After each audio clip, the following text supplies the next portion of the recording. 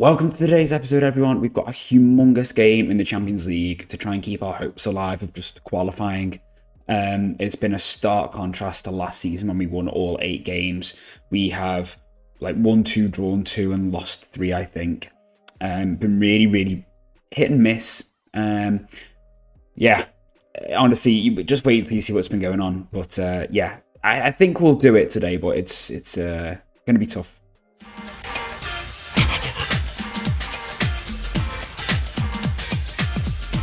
So it was Liverpool, wasn't it, when I saw you last time, when we conceded that, what I felt was a harsh offside goal. I've watched it back a few times, and I still feel like he challenges our player, and therefore he's interfering with play. But anyway, since then, our record in the league has stayed at 100%. And we've played 21 games, won 21 games. We had qualification nailed on for the the league split by November, which has never happened for us that early. So after Liverpool, we beat Wolfsburg 2-0 and Vitesse 3-0. We then drew 3-0 with Chelsea. It was a very ding-dong game. We took the lead. They went 2-0 up. We then made it 3-2. They then made it 3-0. We then played Mainz and we're beating them 1-0 before they got 2 goals within 5 minutes. You'll notice Juninho Carioca, our former player, scoring against us to consign us to defeat. You notice a couple of poor performances as well. Tugard, Costas, Pishabu. Basically, this goal and the Mirko Neitzel goal and this Douglas Blackburn goal, I think I might have kind of nipped them a little bit, those sort of potential chances in the bud a little bit. Don't worry, this isn't the team we're running today. Basically, they both came from this area. Douglas Blackburn basically gets the ball here, dribbles across and then shoots. Mirko Neitzel drifts across here, recycled ball, he comes here and he shoots and scores. So I'm going to try playing a stopping defender to sort of push up into this space. And Chihan, rather than being a ball-winning midfielder, is going to be a deep-lying playmaker on defend to hopefully fill up this space. Don't always like having 2 playmakers sometimes, but maybe that's just because that's just the thing that people say. I don't know. Obviously, Costas has got a great pass on him. Chihan has also got a great pass on him, so it makes sense for them to be playmakers, I suppose. Costas doesn't really want to be a roaming playmaker. He wants to be a deep-lying playmaker, but he's weighed in with a couple of goals, basically drifting up and getting the ball here for a cutback and smashing it in across goals. So he's going to carry on doing his thing there. And then transfers, I think, is the next thing to touch on. We have sold 2 more players. You're meant to finally left. He's gone to Watford. Quite happy to do that, to be honest with you. Basically, we brought him in on a free to flip him. I was hoping we might have got a bit more for him, but he's barely kicked the ball, so to get something for him is better than nothing. We've then just been basically signing youngsters. So Tim Lauer was someone we touched on last time. He then made his transfer permanent. Enrique has stayed out on loan at Racing Club de Santander. Just another wonder kid, potential player to come in, and someone who we might be able to, turn into a decent ball-winning midfielder potentially. Develop him on, sell him, whatever. Jaroslav Stanek, another wing back. We probably don't need that many wing backs at the moment, but again, he's coming in, young player, decent potential. I think he'll probably end up being better than this 3.5 star when he joins. Oliveira Sitahan is coming in from Sporting Club de Portugal. He's gone straight into our reserve team. Really young winger. Again, we can potentially develop him and then if needs be, just flip him on for a profit. But he's got 4-star guaranteed potential, potentially. Ibon Santa Maria, another fullback. Really good mentals for the age of 16. He's coming in from Espanyol. And then this guy, Clemilson Zeno, is coming in from Gremio. And he has got really good technicals for an advanced forward. His physicals could be a little bit better, but it's his mentals which let him down. So we're taking a little bit of a gamble. Money isn't an issue. Don't get me wrong. Money is really not an issue. As you can see, we've got 127 mil left in the bank. So it's not like that's a problem for us. But I'm kind of finding the more money I've got, the more reluctant I am to spend it. Nwanjovic, his journey at Partizan is coming to an end. He is joining Celtic on a free in the summer. He basically said, I'm going to explore the options at the end of my contract. I've not really played him a huge amount this season, I'll be honest with you. He's basically made a lot of sub appearances. And I was like, you know what, after everything you've done for this club, I can't really hold that against you. Go for it. He's going to join Celtic. We've got this guy, Lazar Mihailovic, coming in on a free. Again, just a player with potentially decent scope to grow. A few issues which I don't really like here, but to come in for free and then loan him out and then probably flip him for a profit, I think isn't bad. Trying to think what else there is to touch on. Transfers, games. I will just show you just the state of things at the moment. So as you can see, miles ahead at the top of the table. We are 24th and we should beat Galatasaray. So as long as we beat Galatasaray, we're pretty much guaranteed to go up into the next round. We could actually potentially go all the way up to sort of 14th if results go away, potentially even higher than that. I don't think they will, but you never know. The main thing really is that Porto are currently not going through, and we need Benfica to drop out, because what started as a good potential for us to jump over Portugal this season hasn't really happened because we've struggled in the Champions League. Obviously, we've won 2 games and 2 draws. So we were only like a point a bit behind them, but we're now, obviously, as you can see, potentially going to finish up quite a bit behind them, which is a shame. But we do have 2 teams definitely going through in the Conference League in Vojvodina and Stankom, with Rio Ave not progressing at all. And then in the Europa League, we have got Vitoria going through, and hopefully Red Star will go through. They're in a decent position to go through. Their last game is against, it's a winnable game, I think. And it's against Bordeaux, who are just outside. So yeah, potential for them to get through there. And in the Conference League, Sporting have gone through fine. But if we can lose at least one more Portuguese team, if Benfica cannot go through, or Porto, the one who at the moment aren't going to go through. So if they can not go through, that will really do us a solid. So I just thought, actually, I don't know whether to try playing Chihan as a halfback and see if that works, maybe. I'm not really sure. Like, this is the thing, I suppose, when I try sort of making my own tactics like this, is it's tough to know what's going to work out better than others, really. All we can do is hope that this does do the job. Otherwise, this is going to be a very short Champions League campaign, because I think if we don't get a win here, I think we're going to go home. I think that'll be the end of our Champions League campaign this season, which will be a huge disappointment after getting to the semi-finals last year.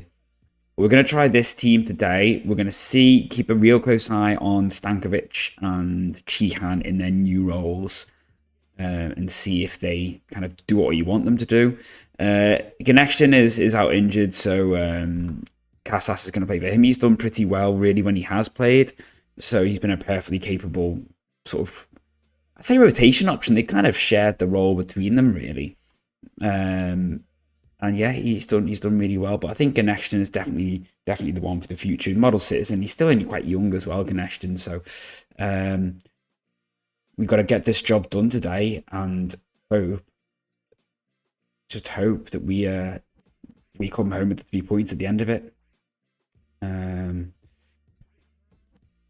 I am going to put it on extended highlights just so we can see a little bit more of what's going on with the tactic. And also, this is the only game we've got today, because we've got a while after this before any sort of competitive matches. So that might as well get our money's worth out of it, mightn't we? Chihan to Shevchenko. Shevchenko has done really well, to be fair. He's for his first sort of season with the club, he got a lovely goal against Vitesse. Nice little back heel around the corner. Showed good signs of being able to link up really well.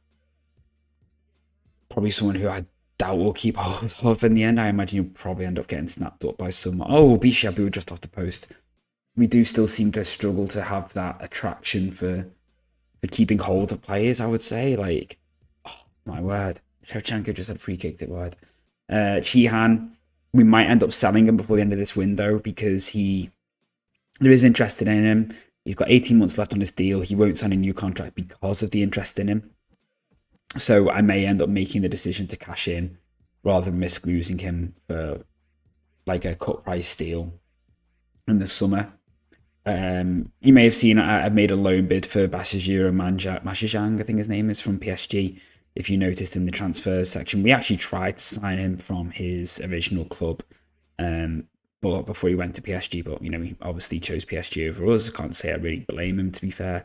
But he's had a loan move out last season. We're going to try and bring him in this season, kind of preempting the fact that Chihan might leave, because our transfer window closes later than everyone else's. I find all incoming transfers take a while to go through. There's like no urgency on them, which is really problematic. Vukovic is onside. Casas with the assist, Vukovic with his 20th goal of the season. So I find out our transfer window finishing later is a real issue for us in January and September, to be fair, because a lot of players end up joining us after the window closes, even though their window has closed. And basically what happens is that we end up not being able to register them for the Champions League because they don't join us in time to be registered, because the registration for the Champions League literally closes like right at the end of the, basically the day after the transfer window. So if the players don't come into us, don't sign on the dotted line and aren't in through the door, we can't register them. So I'm kind of trying to preempt the fact that signings might take a while to come through, and I kind of want them through the door before we get to the registration window. So obviously, as you can see, Vukovic has got his 20th goal for the season so far. He's done really well, actually. Micanovic has hit 50 goals for the club this season as well, considering he's only 18. I think that's really good. And Borisenko has done all right, to be fair. He was someone we obviously initially signed to play as an inside forward on the left. He's ended up playing as a striker in this tactic and has done really well. But I do still wonder whether I might need a new striker going forwards, just because I don't know what Vukovic's longevity is going to be. I don't know if he's going to sort of plateau at the current level he's at. That was lucky. And whether he's going to sort of struggle to push on much further. He's 21 now. And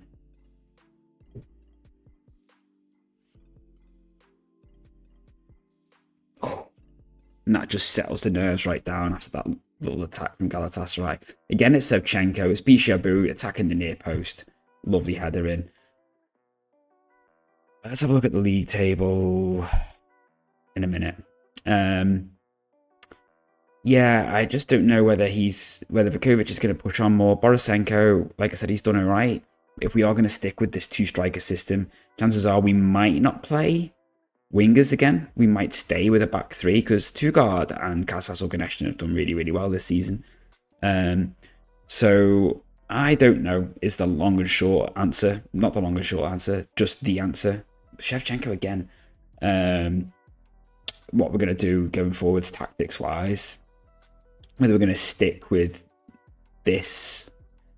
We've got 3 very good defenders. Bishabu is now 29. So he's probably going to start being phased out soon. If we're being honest, he's going to be at a point where his use is going to diminish. And I think we take out Micanovic. Sorry, I'm kind of just a bit erratic with this. I do like having this back three. Like I said, it seems to work really, really well at keeping things nice and stable. I'll show you the stats from the league in terms of goals conceded and stuff. But we've been pretty miserly in terms of letting goals in, which has been really nice to see. And that's a penalty.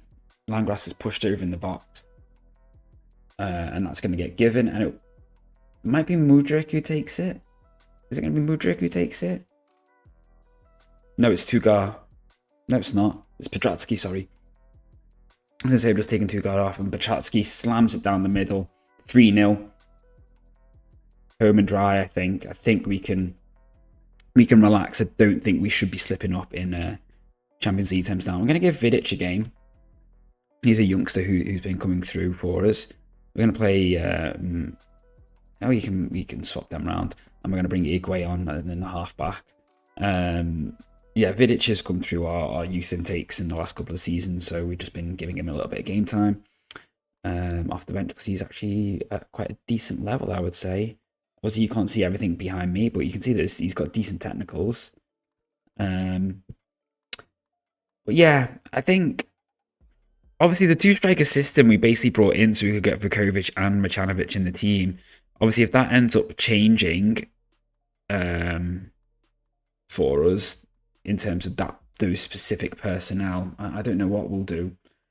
The 4-2-3-1 worked fantastically well for us last season. We really should not be overlooking that. You know, we got to a Champions League semi-final. I just think the security we get from this tactic should lend itself quite nicely to these bigger games as well. In terms of our chance sort of against limitation. But is this going to be 4-0? What a goal. What a goal. He literally just ran and didn't stop. 4-0 away to Galatasaray. Lovely. He just gets the ball here, just inside his own half, and just runs and runs and runs. And just, the keeper almost does like a Birkenhead stomp then, doesn't he? Sort of. What is that? Anyway, going up into the top half of the top 24, you know, where if we we'll get a favourable draw if we stay 16th. I don't think that will stay that way because there's another round of games to go tomorrow night. Obviously, we will watch and see what happens there. Two players just tried to tackle Kazakhstan at the same time, and he still came out with the ball. Pedratsky to Vidic, plays it through to Vukovic, can't quite get there. But that would have been really the icing on the cake, a lovely 5-0 win. But as it is, it's going to be 4-0. It's going to be 4-0. Thank you, Fernandez. And he quickly rolls it out to Bishabu, whose second goal really settled my nerves there. Really settled my nerves. As you can see, like, you just saw Setzer just sprinting up there. And that's what I do like with this tactic. Setzer has been brilliant. Absolutely brilliant. He's played a lot more than I thought he would. Oh, and the news you wanted to see, we've secured our playoff spot. So, okay, we can relax a bit now. Yeah, we can relax a bit. So, we had a wonderful outcome on the Wednesday in the Champions League. Okay, we did dip down to 18th, so we will be looking at drawing Juve, City, Milan, Ajax, Spurs, Dortmund, Wolfsburg, or Sociedad. But Benfica and Porto, neither of them are going through. So Porto actually beat Juve, which consigned Juve to not going straight through in the top 8. But Benfica lost to Spurs, which means that, yeah, their journey ends here, along with Inter Milan. Chelsea sneaking in after they beat Vitesse 5-1. They were literally like down here up until like the last game of the phase. So let's see, what does that mean for the coefficients right now? So we'll be what, 5.2 points behind Portugal at the moment, but obviously we now got the potential to get some more points, as do Stancom and Vojvodina. Let's see if Red Star can get there as well. So Red Star drew against Bordeaux, which means that yeah, they sneak through into the next round of the Europa League. So I mean, I don't know if we'll be seeing who they're playing yet. Probably not.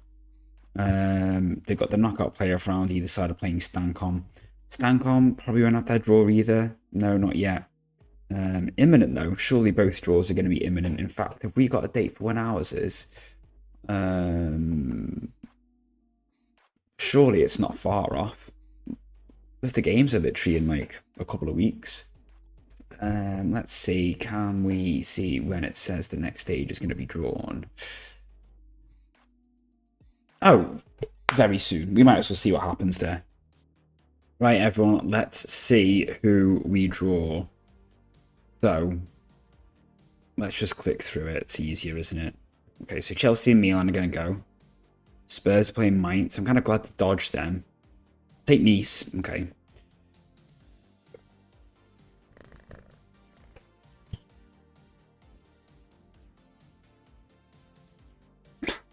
You've got to be kidding me. Man City. And we could have had Dortmund, Wolfsburg, or Sociedad. great. Absolutely great. Isn't this just wonderful? It's just outstanding. Absolutely outstanding. The teams we could have had. And we get City. Has the Conference League been drawn? No, that's getting drawn tomorrow. Has the Europa League been drawn? No. Okay. I'll see you very soon for the Man City games. Just, let's say games, the second leg, most likely.